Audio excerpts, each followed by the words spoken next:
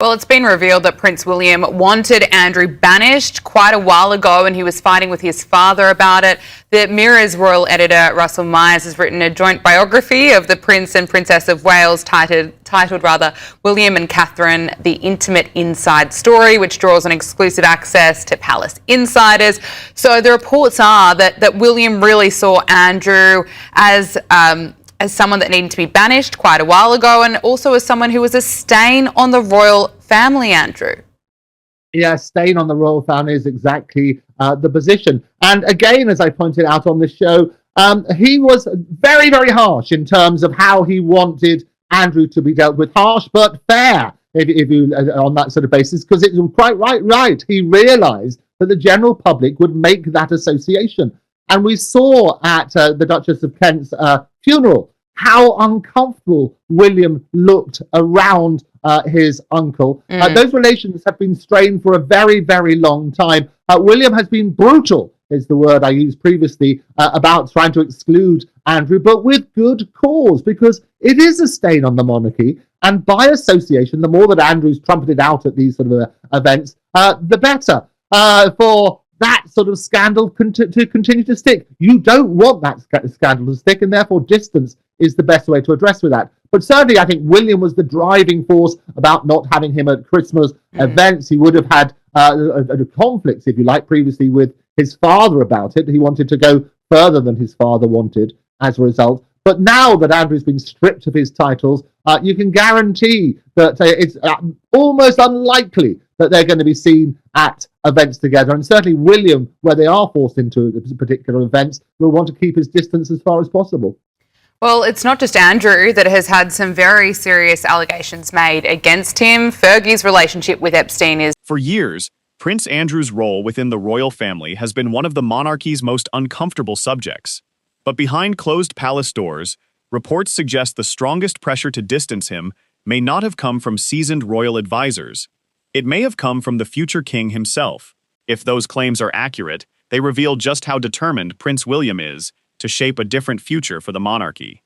As this story unfolds, it's worth remembering that every generation of the royal family faces defining moments that test public confidence. Today's challenges are very different from those of previous decades, with public perception changing faster than ever through social media and 24-hour news coverage. For any senior royal expected to lead in the future, protecting the institution often becomes just as important as protecting individual family members. Certainly being scrutinised. What's the latest on the allegations around Fergie? Well, all the time, and we used to feel a bit sorry for Fergie because we thought she was embroiled and brought under the sort of shadow, if you like, of her husband or former husband. What's now emerged is that she's not only borrowed lots of money that she needs to do, but she also at one stage tried to retract from criticising Epstein in public. She said that she received a threatening phone call, which is why she sort of turned around and was deeply apologetic to Jeffrey Epstein because she was worried that she might be sued for defamation. She also sort of turned around and apparently asked him to marry her on that sort of basis, and even asked the possibility of getting a job with him. She called herself a house assistant, and that's apparently, according to the Mail on Sunday. They wanted to avoid using the term housekeeper or just a special word for someone who employs a legion of staff.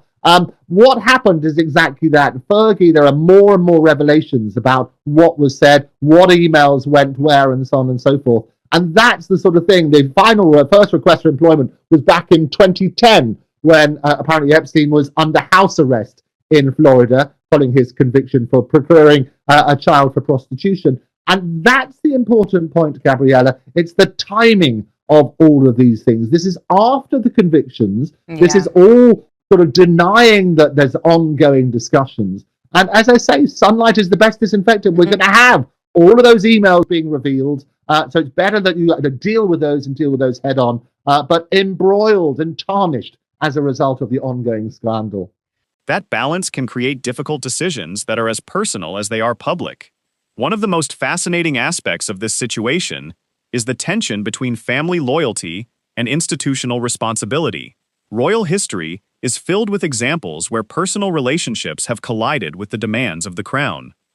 If Prince William has indeed taken a firm stance, It could reflect a belief that the monarchy's long-term reputation requires decisive action, even when it involves close relatives. Whether people agree with that approach or not, it highlights the immense pressure placed on those preparing for future leadership. Observers have increasingly suggested that William envisions a slimmer, more focused monarchy with fewer working royals and greater accountability.